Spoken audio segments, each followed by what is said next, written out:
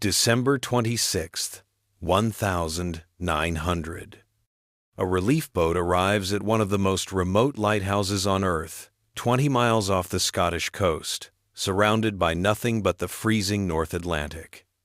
The captain sounds his horn, fires a flare. No response. A single man climbs the 160 stone steps to the lighthouse door. It's unlocked. Inside, the table is set for dinner. A chair lies overturned. The clock has stopped. But the 3 men who lived here, who were here just days ago, are gone. No bodies, no note, no trace. They were never seen again. The Flannan Isles, 7 jagged rocks rising from the North Atlantic.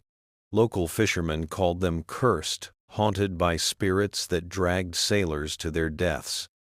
In 1899, the Northern Lighthouse Board built a 75-foot tower on Eilean Moor, the largest island. Every piece of material had to be hauled 150 feet straight up the cliffs. The job was brutal. 3 keepers lived in total isolation. Their only contact, a supply ship every 2 weeks, weather permitting. That December, the crew was James Ducat, the 3-year-old head keeper, with a wife and 4 children. Thomas Marshall, 28, the eager junior, and Donald MacArthur, a 40-year-old stand-in with a reputation for being hot-tempered.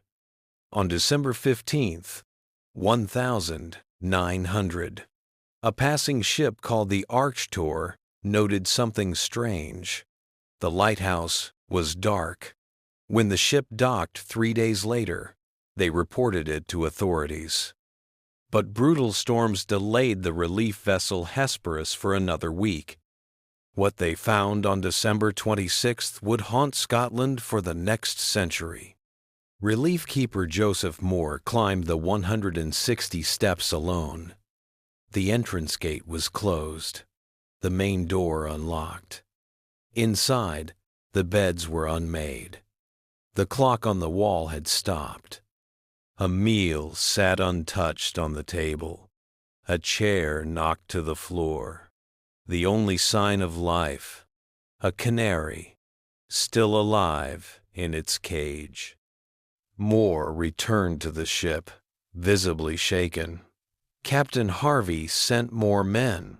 What they discovered deepened the mystery. 2 of the 3 sets of oilskins, the heavy rain gear essential for survival outside, were missing, but 1 set remained on its hook. One of the keepers had left the lighthouse without protection from the brutal elements. Why would anyone do that? The lighthouse log was meticulous until December 13th. Notes on the slate showed weather readings from the morning of December 15th, wind speed, barometer, temperature ready to be entered into the log. The lamp was cleaned, refilled, and ready to be lit that evening. Whatever happened, it happened on the afternoon of December 15th. But the most disturbing evidence was outside. The west landing had been devastated. A supply box bolted 110 feet above sea level had been ripped open, its contents scattered. Iron railings were bent flat. Sections of the railway track cemented into solid rock had been torn completely free. Superintendent Robert Muirhead arrived on December 29th. He had personally recruited all 3 men. After 3 days of investigation, he concluded, Ducat and Marshall must have gone to secure equipment during a break in the storm. An enormous rogue wave, far larger than anything expected, had surged up the cliff face, swept over the platform, and dragged them into the sea. MacArthur, hearing their cries, ran out without his coat to help and was taken by a second wave. Case closed. 3 men drowned in the line of duty. But here's the problem. Official weather records show no major storm in the area on December 15th. The Butt of Lewis, just 20 miles away, reported calm seas. Theories multiplied. Some said a fight broke out, MacArthur had a violent reputation, and all three fell from the cliffs. Others whispered of the island's ancient curse. Local fishermen blamed the Phantom of the Seven Hunters, a ghost ship said to claim souls. Wild stories spread. A sea serpent, foreign spies, the men staging their own disappearance to start new lives. The strangest claim came years later that the logbook contained terrified entries in Marshall's handwriting. Ducat is very quiet. MacArthur has been crying. We have all been praying. The final entry, supposedly, storm ended, sea calm, God is over all. But later investigation found no such entries existed. They were invented sensationalist fiction added to an already inexplicable tragedy. The official cause of death, probably drowning. 3 death certificates filed on the same page. James Ducat left behind a wife and 4 children.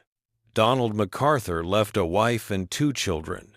Thomas Marshall's father, brother, and sister would never know what happened. And then there's the aftermath. The Archtour, the ship that first reported the light was out, she vanished in the North Atlantic in 1912, sinking with all hands. In 1904, a new keeper named John McLaughlin fell from the lighthouse tower while cleaning the glass. William Ross, the man MacArthur was replacing that fateful December, he died the following year at another lighthouse.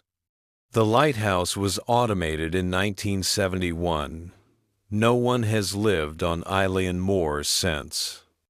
The tower still stands, flashing its warning to passing ships, a monument to 3 men who simply ceased to exist one December afternoon. Did a rogue wave claim them? Did something darker happen on that isolated rock? Or do the old fishermen's tales hold a grain of truth that some places simply aren't meant for the living? 124 years later, the Flannan Isles mystery remains unsolved. Subscribe for more stories from history's darkest corners. And tell me in the comments, what do you think happened to those 3 keepers?